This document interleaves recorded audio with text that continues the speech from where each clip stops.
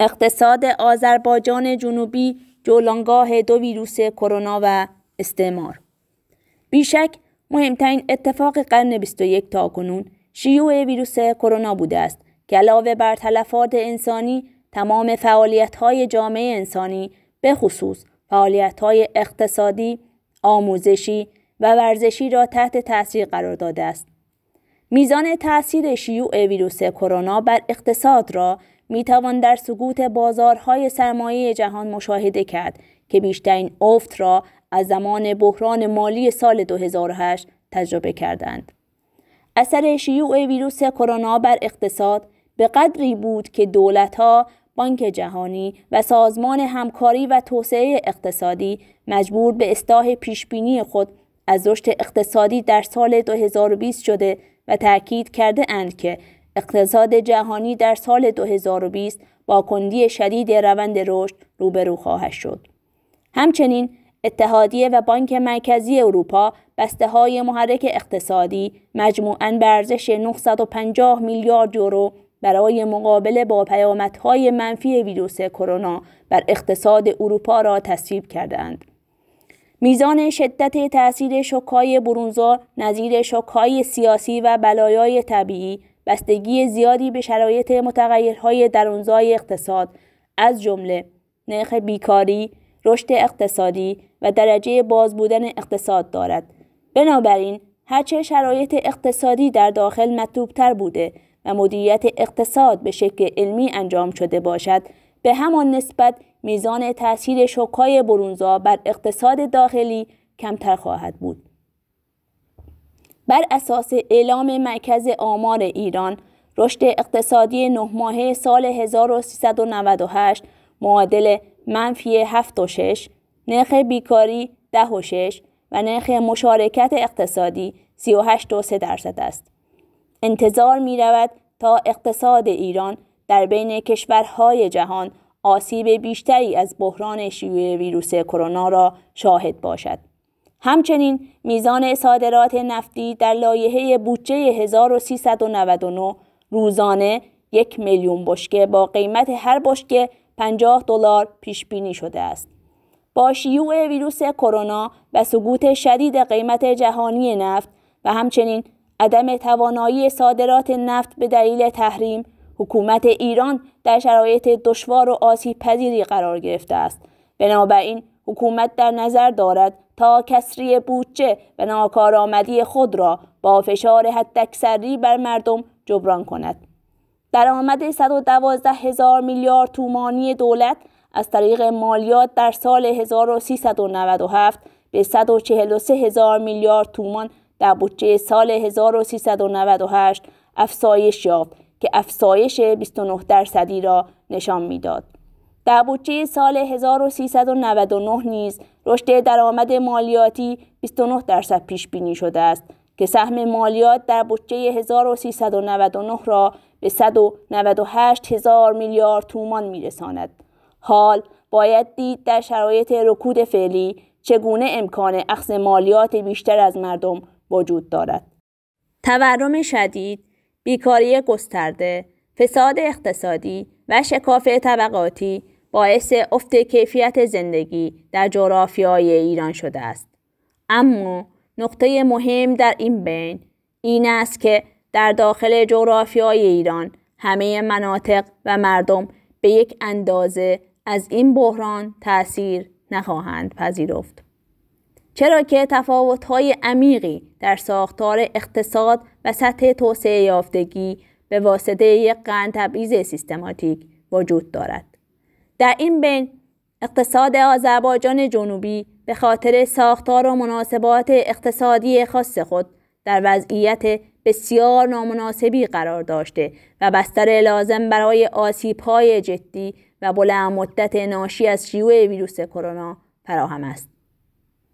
عدم سرمایه‌گذاری مناسب در زیرساخت‌های اقتصادی آذربایجان جنوبی به دلیل سیاست‌های تبعیضی 100 ساله ملت آذربایجان جنوبی را در شرایطی قرار داده که امروزه علیرغم داشتن پتانسیل بسیار بالا در همه بخش‌های اقتصادی، تأمین حداقل نیازهای معیشتی تبدیل به یک دغدغه برای ملت آذربایجان شده است. در شرایطی که سهم بخش صنعت از اقتصاد در جغرافیای ایران حدود 32% است، آذربایجان جنوبی به دلیل عدم استقلال در برنامه‌ریزی اقتصادی و عدم تمایل حکومت برای سرمایه‌گذاری در این منطقه دارای کمترین سهم ممکن از بخش صنعت است. بر اساس آمار مرکز آمار ایران، 6 استان آذربایجان شرقی، آذربایجان غربی، اردبیل، زنجان، قزوین و همدان مجموعاً دارای 996 کارگاه صنعتی یعنی 50 نفر کارکن و بیشتر هستند. در حالی که تعداد این نوع کارگاه در استان اصفهان به تنهایی 734 بوده و حدود 12% از کل کارگاه‌های کشور در این استان قرار داشته و حکایت از شدت تبعیض اقتصادی در جغرافیای ایران دارد. در زمینه گردش مالی و اعتبارات نیز آذربایجان جنوبی با یک تبعیض آشکار مواجه بوده و حاکمیت نه تنها مانع توسعه اقتصادی در استانهای ترک‌نشین شده، بلکه تمام تلاش خود را دارد تا پتانسیل موجود در آذربایجان جنوبی را به اشکال مختلف به مرکز ایران انتقال دهد. برای اثبات این موضوع نگاهی به آمار سپرده و تسهیلات بانکی در آذربایجان جنوبی و مقایسه آن با سایر نقاط ایران کفایت خواهد کرد. سهم 6 استان آذربایجان جنوبی از سپرده بانکی فقط 5% بوده که متوسط هر استان در آذربایجان جنوبی زیر 1% می باشد. این در حالی است که استانهای خراسان رضوی، اصفهان و فارس در مجموع 11% سپرده بانکی را به خود اختصاص دادند. این آمار حکایت از فاصله طبقاتی ایجاد شده توسط حاکمیت بین آذربایجان جنوبی و استانهای مرکزی ایران دارد. سهم ناچیز ملت آذربایجان جنوبی از سپرده‌های بانکی تنها یک معنی دارد و آن فقر و عدم توان پسنداز است. ملتی که توان تأمین حداقل نیازهای معیشتی را نداشته باشد، چگونه می‌تواند پسنداز بانکی داشته و سهمی از سیستم بانکی جغرافیای ایران داشته باشد؟ از سوی دیگر، یکی از عوامل تأمین مالی بنگاه‌های اقتصادی ارائه تسهیلات بانکی است، به نحوی که تسهیلات بانکی می‌تواند از طریق پرداخت اعتبارات موتور محرک اقتصاد باشد، اما متاسفانه سهم 6 استان در آذربایجان جنوبی کمتر از 6% بوده و حاکی از محرومیت آذربایجان جنوبی از این پتانسیل است. میزان استفاده از تسهیلات بانکی در آذربایجان جنوبی نیز نشان از وخامت وضعیت در بخش تولید و عرضه اقتصاد دارد، چرا که اقتصاد در آذربایجان جنوبی آنقدر ضعیف نگه داشته شده که سیستم بانکی توان جذب سپرده و ارائه اعتبار به بخش‌های اقتصادی با هدف توسعه ظرفیت تولیدی را ندارد. اما دردآورتر از همه اینها این است که حاکمیت حتی حاضر نیست گردش مالی سرمایه‌های طبیعی و معدنی ملت آذربایجان جنوبی سودی برای آنها داشته باشد، زیرا یکی از مهمترین عوامل تأمین مالی بنگاه‌های اقتصادی توجه به گردش مالی و استفاده از ظرفیت‌های آن است. بدون گردش مالی گویی هیچ منبع مالی وجود ندارد. در واقع منابع مالی بدون امکان گردش آن در یک اقتصاد با نبود آن منبع مالی تفاوت چندانی ندارد. با دانستن اهمیت گردش مالی در اقتصاد، حال میتوان حدس زد چرا حساب‌های بانکی معادن و کارخانجات آذربایجان جنوبی از جمله معدن مس سنجون و ده‌ها بخش دیگر در خارج از آذربایجان جنوبی قرار دارد. همچنین با نگاهی به آمار هزینه دهک‌ها در آذربایجان جنوبی و با در نظر گرفتن خط فقر اعلامی توسط خود حاکمیت میتوان نتیجه گرفت که در خوشبینانه ترین حالت حداقل 80% از ملت آذربایجان جنوبی زیر خط فقر هستند. حال سوال اینجاست که با شیوع ویروس کرونا تا چه حد این وضعیت ناگوار اقتصادی تشدید می شود.